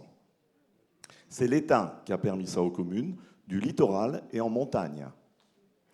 Donc, pour compenser, en fait, différentes choses, notamment les logements sociaux, bien évidemment. Donc vous savez qu'on est impacté par cela. Donc on a fait des choix avec différentes réunions et voilà, ça nous permet aussi quand même de faire face à notre demande des logements sociaux. Notamment. À quoi nous sert cette augmentation? Ça nous sert à construire du logement à l'année sur la ville, pour loger un maximum de personnes qui travaillent dans la ville et qu'on veut loger sur la ville. Aujourd'hui, on a 10 000 postes de travail, on a 5 000 postes qui sont tenus par des gens qui vivent à Royan et 5 000 par des gens qui vivent à l'extérieur, des personnes. Et c'est ça qu'on veut un maximum, vous comprenez? Pour monter, et on a la loi SRU des logements sociaux nous impose 25%. On est à 12,75 à peu près, d'accord? Pour tendre vers, il faut qu'on puisse soutenir des programmes immobiliers. Bien souvent, on vend des terrains. Les Rulas, par exemple, 90 logements. La vente des terrains, c'est 1,5 million. Eh bien, on laisse à l'euro symbolique pour que le projet immobilier puisse se faire. Parce qu'aujourd'hui, c'est très compliqué pour les promoteurs, pour beaucoup de monde, de construire, d'accord? Pour trouver un équilibre économique et avoir ces 90 logements qui seront dédiés à des primo-accédants, on est obligé de lâcher et de renoncer à 1,5 million. Voyez. Donc, il y a l'achat des terrains aussi pour les futures opérations d'aménagement et de programmation, qui vont permettre de faire du logement aidé. Voilà. Il y a tout ça derrière qu'il faut prendre en compte. Il faut bien trouver les financements quelque part. Ça ne doit pas vous satisfaire, je le comprends, madame. Je serai à votre place, peut-être que je ne serai pas content. Voilà. Mais voilà, je vous explique clairement les choses. En tout cas, bienvenue à Royan, on est très heureux de vous avoir. Très bien. Allez, très bien. Eva Roy. Eva, tu peux te lever, je te prie, qu'on te voit. Merci. Eva Roy, mesdames et messieurs, personnellement, je ne suis pas royanaise. mais j'ai été nommée à Royan justement en urbanisme. Je n'ai pas travaillé sur Royan puisque j'étais sur les autres communes qui entourent Royan. Cette prestation qui vous a été faite ce soir est une prestation excellente selon moi, et je parle au nom de l'ex-DDTM que j'étais. Pourquoi cette prestation est-elle excellente? Tout simplement parce qu'elle repose sur une réhabilitation. Une réhabilitation, ça suppose qu'il y ait eu un existant. Vous avez travaillé sur un existant, et contourner un existant pour faire quelque chose de mieux, au bout d'X années, c'est une performance selon moi. En tout cas, en matière d'urbanisme. D'autant qu'à l'époque, il n'y avait pas l'ABF qui vous tannait tous les 4 matins pour réaliser ou remettre aux normes ou remettre à l'ancien, puisque c'était de l'existant. Or, vous tombez effectivement dans la DRAC. Et ça, c'est incontournable, cette fameuse DRAC, si on veut avoir les subventions. Or, moi, je trouve que le projet qui a été présenté ce soir, je le redis, est un excellent projet. Mais il me vient quand même une question. Systématiquement, pour aller à la poste, j'emprunte le couloir, le corridor, je dirais, et j'ai très froid. J'ai très froid. Qu'allez-vous faire des courants d'air?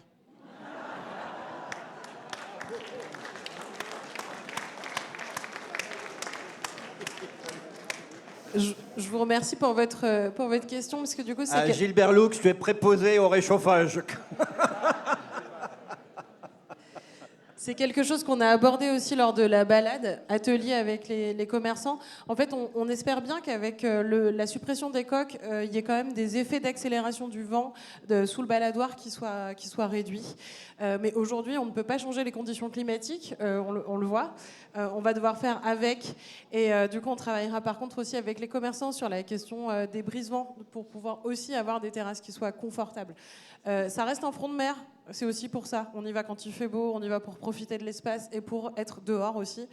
Du coup, il faudra jouer avec. Et on espère que les petits désagréments, en tout cas, qui ont pu être provoqués par l'installation d'autres bâtis, soient un peu changés aussi. Bonjour, merci pour votre présentation concise. Marie-Hélène Carlier, je suis une nouvelle royanaise depuis le mois de novembre et ravie d'être avec vous. Il y a une chose qui m'a interpellée, c'est la zone pavée, piétonne. Puisqu'on sait que quand on est en fauteuil roulant ou ne serait-ce que déjà avec une déambulation difficile, les pavés, c'est des fois très difficile. Et les personnes aussi en fauteuil roulant, ça donne des secousses dans le dos et ça fait souffrir. Donc voilà, je trouve que peut-être qu'il y a peut-être d'autres choses à voir que des pavés. Et puis par contre, je vous remercie aussi pour toute la végétalisation que vous prévoyez, puisqu'on sait que c'est l'avenir de demain. Voilà, merci beaucoup. Merci pour votre question également. La question du confort est importante, notamment pour tous. On l'a dit, c'est un public de famille, il y a aussi un public de retraités. Et donc, du coup, c'est un vrai sujet, on y est très attentif. Aujourd'hui, sur le baladoir, vous avez des dalles. C'est déjà le cas. Et en fait, le matériau modulaire, donc on appelle ça comme ça, les pavés, à la place d'un béton coulé en place, c'est aussi pour pouvoir réintervenir facilement et avoir une pérennité de cet endroit, puisqu'il y a beaucoup aujourd'hui de réseaux dessous. Il y a beaucoup de choses qui peuvent être auxquelles on a besoin d'accéder. Donc la question du pavé et du choix du modulaire, c'était pour ça, mais on sera très attentif à la question de la circulation pour que ce soit confortable. Le fait que ce soit modulaire permet aussi de se dire, on identifie tout de suite que c'est un espace sur lequel les vélos ne doivent pas être, parce que le pavé finalement ramène aussi au côté très piéton de l'espace. Mais on sera très attentif à la mise en œuvre et à la pérennité pour que justement ce soit quelque chose de confortable. Merci pour cette question, madame. Monsieur le maire, bonjour. Enfin, mesdames, messieurs, bonjour. Je voudrais savoir, au niveau du projet que j'apprécie beaucoup, est-ce que vous avez prévu de sécuriser les vélos et les piétons entre justement cet espace-là et le chai? Parce que bon, il y a souvent des vélos qui passent n'importe comment, des piétons n'importe comment. Faire tout simplement une signalétique toute bête pour que les vélos puissent respecter un petit peu les piétons. Oui, monsieur, oui, je l'ai dit tout à l'heure, peut-être vous n'avez peut-être pas fait attention. Le premier projet que nous avons, qui est dans le cadre d'un cofinancement avec la communauté d'agglomération Royan Atlantique, est la réalisation d'un itinéraire entre le chai et l'ancienne piscine de Foncillon. Ça, c'est la première phase qui devrait être traitée. Pour des raisons qui ne sont pas dépendantes de notre volonté, ce projet qui aurait dû voir le jour en 2024 est repoussé à 2025. Puis après, on va s'attaquer à la partie ancienne piscine de Foncillon jusqu'à la descente du bac. Et après, on terminera par la partie au droit du boulevard Thiers. Ce sont des projets qui sont longs à mettre en œuvre parce qu'il faut aussi traiter le sujet de la circulation vélo, les flux des piétons et également les flux des automobiles. Et en plus, par chance ou par malchance, dans la zone, il y a aussi la file du bac qui vient compliquer les enjeux. Mais en tout cas, l'objectif, la première priorité, et je vous dis, on en est désolé parce qu'on a pris 1 an de retard. On avait étudié ça il y a 2 ans avec la communauté d'agglomération. Donc il y a un vrai projet qui est entre la plage du Chai et l'ancienne piscine de Foncillon. Mais vous avez raison de poser cette question. Je suis allé dernièrement sur l'île de Ré voir un des enfants et j'ai été surpris par la dangerosité des routes de l'île de Ré qui sont envahies, et pourtant on est en début de saison, hein, par des myriades de vélos, de gens à vélo en famille. Mais c'est très dangereux pour tout le monde, pour les familles, parce qu'il n'y a pas des pistes partout, etc.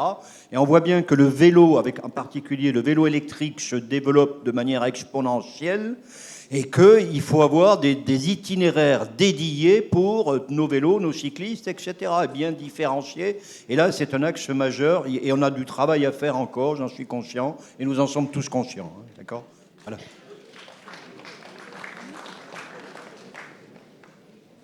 Bonsoir. Bonsoir, je m'appelle Fabienne Peraldi. Je voulais savoir si vous donnerez suite à l'Institut marin. Je bénéficiais des soins et bon, c'est un peu dégradé. Que pensez-vous faire entre le Tiki et l'Institut marin ? Écoutez, je comprends parfaitement vos regrets. L'Institut marin a vécu. Nous sommes en procès avec la personne que vous connaissez parfaitement, d'accord. Nous attendons les résultats finaux de ce procès. Il n'y aura pas. Nous souhaitons construire, porter un nouveau projet sur l'entièreté du bâtiment, d'accord. Si ce n'était pas possible pour des raisons juridiques, nous porterions un projet sur jusqu'aux baigneuses inclus, d'accord. Et l'Institut marin, on va attendre que la loi statue de manière à voir qu'est-ce qu'on peut en faire, d'accord.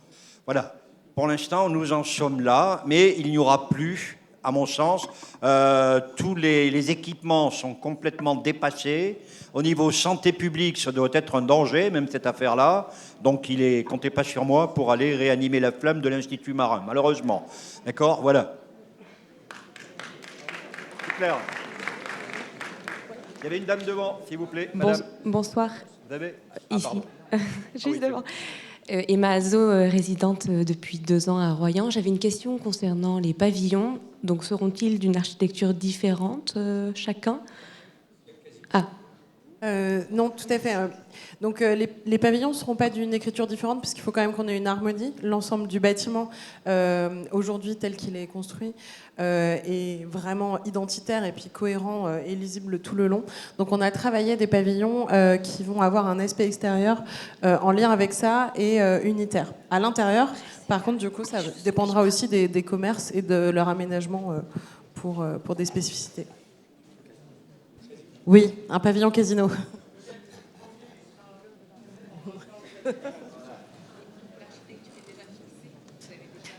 Alors l'architecture est en discussion aujourd'hui avec l'ABF notamment, puisque du coup on a commencé à travailler des esquisses et du coup ce qu'il a validé, ce qui nous permet de vraiment projeter un projet sérieux, notamment sur la question du recul et des dimensions de ces pavillons par rapport à l'urbanisme global et à l'aspect esthétique de ces pavillons-là. Donc tout n'est pas encore arrêté sur ces pavillons, mais vous en avez vu un aperçu. Merci. Bonsoir, je suis Pascal Hérault, je suis résidente derrière la poste de Royan. Je voulais vous poser une question sur le stationnement en fait, parce que je suis salariée, je reviens souvent le soir et j'ai entendu que dans votre projet il y aurait à peu près 20% en moins de stationnement. Donc je voulais savoir déjà que le soir quand je rentre du travail, c'est très compliqué pour trouver une place, surtout en période estivale à partir de maintenant, de avril jusqu'à septembre-octobre. Je voulais savoir s'il y avait des projets pour pallier à ces 20% de stationnement qui seront en moins sur le centre-ville.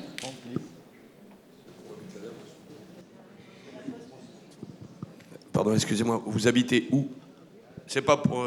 J'habite juste derrière la poste, dans le U jaune. D'accord. Est-ce que vous êtes concerné par la zone bleue? Oui, mais la zone bleue ne résout pas le problème des stationnements, puisque quand on arrive, s'il n'y a pas de place, il n'y a pas de place, même si on est résident. Donc, alors, comme je l'ai dit tout à l'heure... Parfois, je mets 20 minutes à tourner en rond le soir en rentrant pour trouver une place. Donc, déjà, en ce moment, si à l'avenir, il y a 20% de stationnement en moins, qu'est-ce qu'il se passe? Comment on fera, quoi, tout simplement? Voilà, c'est pas 20% de 2000, c'est 20% de 200, comme dit mon collègue. J'ai le chiffre par quartier, si ça vous intéresse. Alors... non, je ne sais pas là. Bon, c'est dommage. J'aurais pu vous donner le détail. Ah oui, voilà, c'est ça. Gambetta, 109 places. République, 167 places. Autour du quartier Breton, 75 places. Boulevard Briand, 405 places. Marché, 200 places. Tache-Verse, 262 places. Boulevard Schumann, 42. Vous allez bien trouver une. Hein. Bon, vous avez raison. Attendez. À terme, il faudra s'interroger sur la construction d'un parking silo à côté de la gare. Vous savez que nous avons renoncé, ou nous avons tordu le bras de la CARA pour renoncer au siège, au futur siège de la CARA. D'accord? Il y a là un espace disponible. Où il serait intelligent, à mon sens, de réaliser une maison des entreprises pour redynamiser notre tissu économique, mais aussi un parking silo, quelque chose comme ça, pour retrouver une capacité de parking. Sachant qu'aujourd'hui, nous avons créé un parking en louche dé sur la Tache Verte. La Tache Verte, c'est un espace boisé classé. Nous sommes dans les franges de l'illégalité, d'accord? Bon, mais ça permet quand même à pas mal de personnes de se garer. C'est vrai, hein? Bon. Mais vous avez raison, c'est une bonne question que vous posez. Je comprends que quelqu'un qui travaille ait envie et besoin de se garer au plus près, etc. Il n'est pas le soir à tourner pour... c'est à nous d'y répondre, d'accord? Voilà. Pour l'instant, je pense qu'avec ce qui existe, vous allez tourner encore un peu. Mais vous devez pouvoir trouver. Mais il faut... Notre territoire est très attractif. On prévoit 10 000 personnes de plus d'ici 2040 sur le périmètre de la CARA. Il faudra régler ce problème-là. Voilà. Mais merci d'avoir posé cette question. Monsieur le maire Vaquel, vous connaissez. Je voulais savoir, j'ai entendu parler qu'il y allait avoir un échange avec les commerçants, comment on appelle ça, une charte. Je voulais savoir si pour la restauration sur le front de mer, il y aura comme ça s'appelle, il y aura des conditions pour pouvoir exercer la restauration convenablement.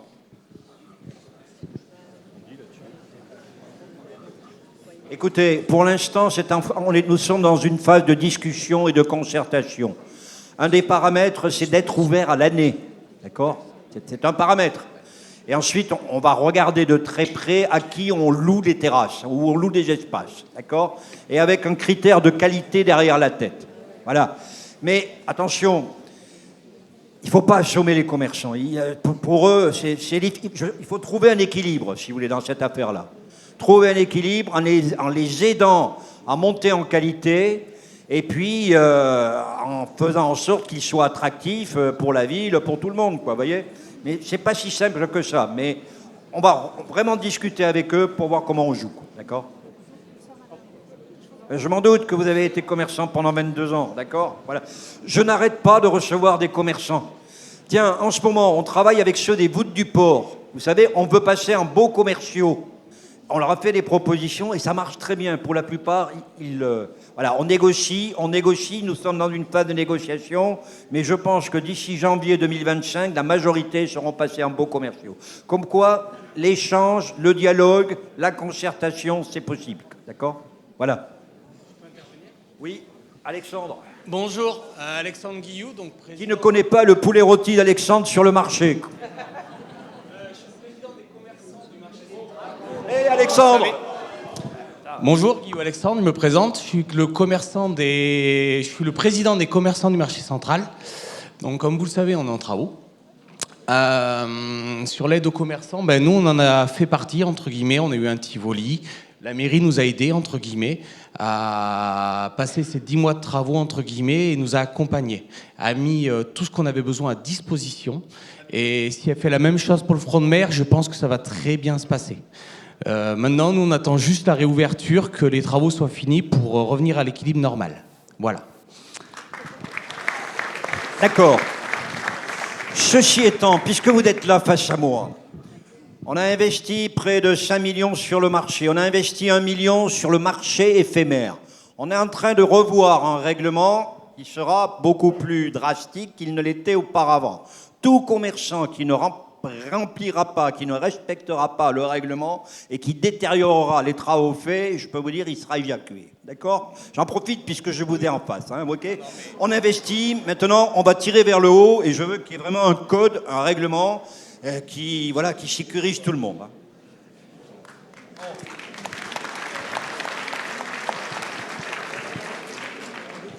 Madame, vous attendez depuis longtemps. C'est pas grave. Bonjour Monsieur le maire, bonjour à toute l'équipe et bravo pour le projet que vous avez porté. C'est sympa. Alors moi je voulais un petit peu élargir.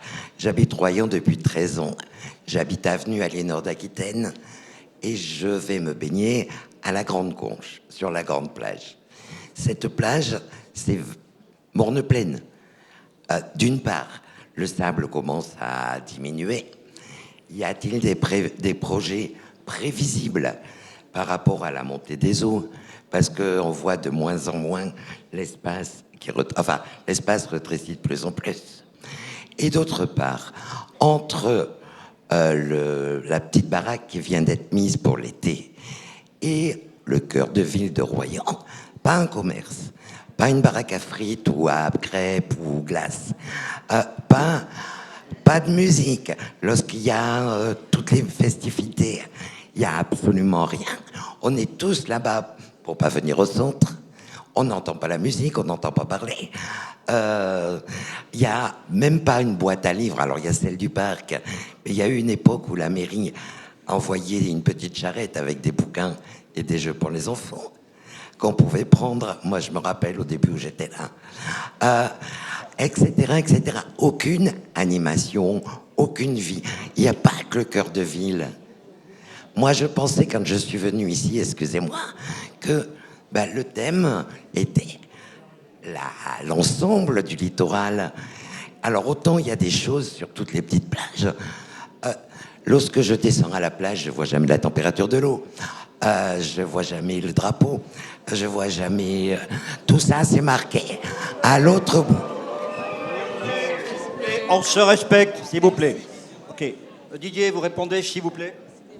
Alors, deux éléments, madame, deux questions par rapport à la plage elle-même. Cette plage a été réensablée de manière massive en 1999.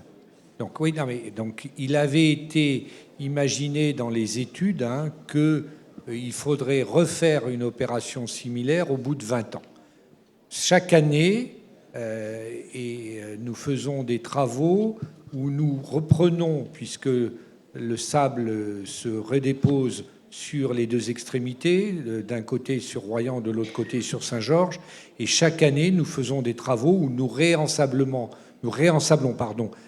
de manière vraiment artificielle et mécanique cette plage.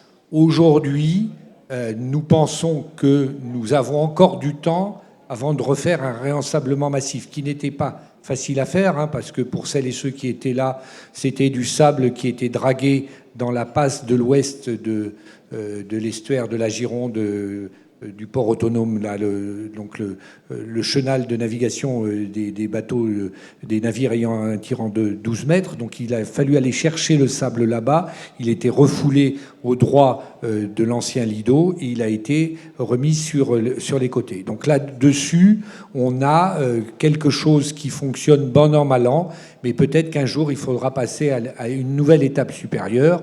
En ce qui concerne le relèvement du niveau de l'eau, on ne l'a pas beaucoup constaté sur l'estuaire. On est à peu près privilégié, hein, donc on n'a pas donc voilà. Par contre, ce que vous avez dit sur l'animation entre, pour faire simple, entre l'avenue Émile Zola et l'ancien Tiki, il y a plusieurs écoles.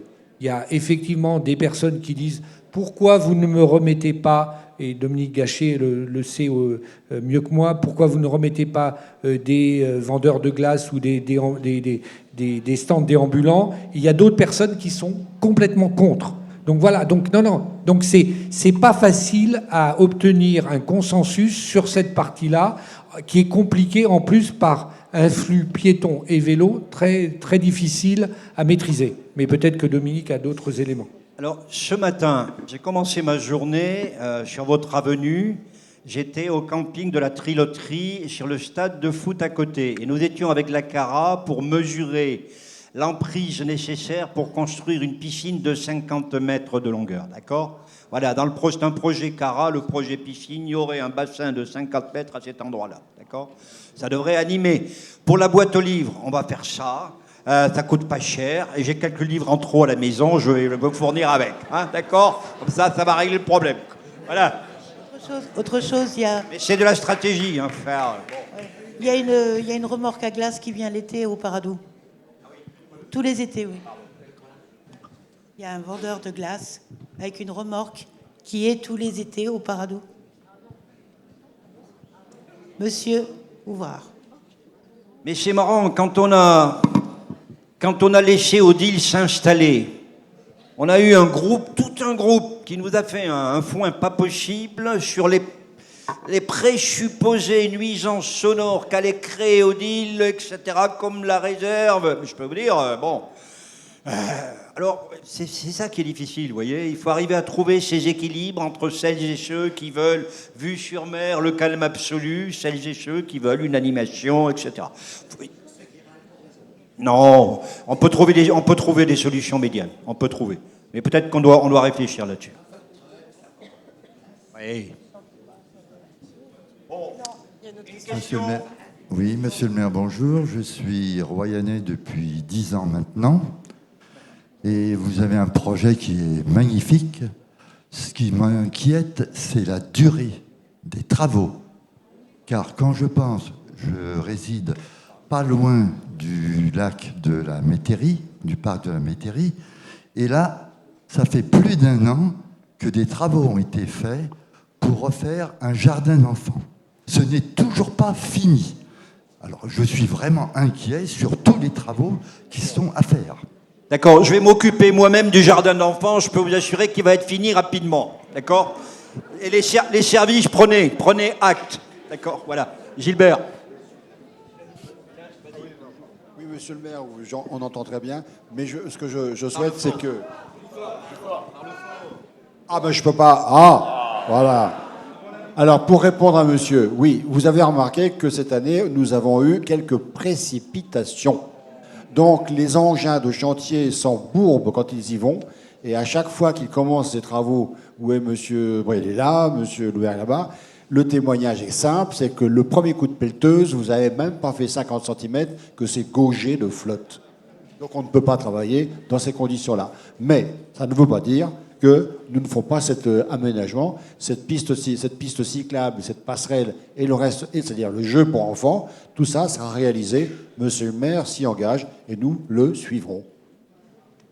Merci pour votre question, monsieur. Vous avez raison, quand il y a des choses qui avancent pas assez vite, il faut le dire. Bonjour, j'habite à Royan, je suis né à Royan et je suis de plus en plus à Royan.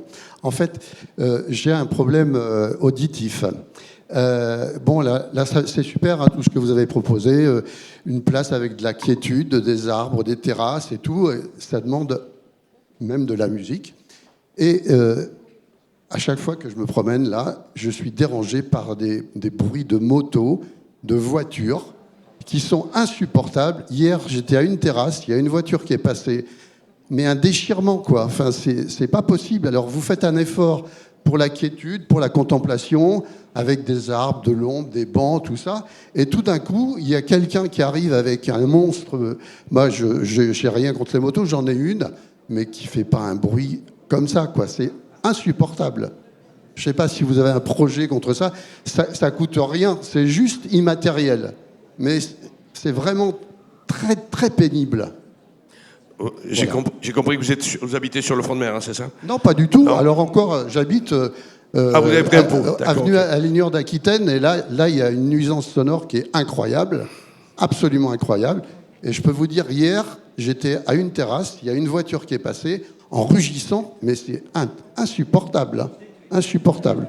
Et ça coûte rien, hein, c'est immatériel, mais enfin, il y a un niveau sonore qui n'est pas supportable. C'est tout. Alors, merci. La voie de circulation, vous avez remarqué que la voie de circulation, elle sera à double sens à hauteur du manège. Hein. Donc ça va écarter déjà. Ça va déjà écarter le bruit, y compris des motos, écarter le bruit des établissements type restauration ou bar. Donc ça va éloigner. Par ailleurs, il y a un plan global de circulation qui est encore en cours, qui devrait sortir d'ici peu, qui va nous amener à ramener à 30 km/h vraisemblablement le centre-ville de Royan, à part quelques actes importants et structurants définis par les pompiers. Ça, c'est le deuxième élément. Le troisième, c'est que la police municipale fait des contrôles, mais nous allons les multiplier à l'aide d'un... qu'on appelle ça un sonomètre, voilà. Et simplement, n'hésitez pas à nous saisir la police municipale ou la mairie, pour nous indiquer les endroits qui vous semblent les plus sensibles, où vous souhaiteriez que la police municipale fasse des contrôles. Mais il y a un véritable sport à Royan quand on a une belle voiture ou une belle moto qui consiste à partir de Pontaillac, revenir sur le front de mer, aller sur le boulevard Garnier en faisant un petit peu, montrant sa voiture et de temps en temps en accélérant pour faire rugir le moteur. D'accord ? C'est un sport, hein, c'est à part. Hein. Mais bon, alors voilà, il faut arriver à trouver là aussi les bons équilibres, quoi. Et au besoin à verbaliser les gens qui jouent à ce jeu-là. Voilà. Bon, on va prendre une dernière question, si vous voulez bien. Allez. Bonjour. Je viens d'apprendre. Moi, je suis Olivier Merpé, résident depuis la ville nord d'Aquitaine. Ah, il est là-haut. Et tu as déjà parlé, Olivier, tout à l'heure. Hein? Oui, mais je finis, puisque j'ai commencé, je vais finir. Bon, fini. Et après, on laissera monsieur qui s'est levé et qui sera le dernier. Voilà. Alors, depuis que vous avez déplacé les commerçants sous la tente, je me disais que de l'autre côté, marché central, vous avez amorcé une forme de remblai boulevard Briand. Et je me demandais combien de temps il faudra pour arriver à joindre cet remblai à la place centrale.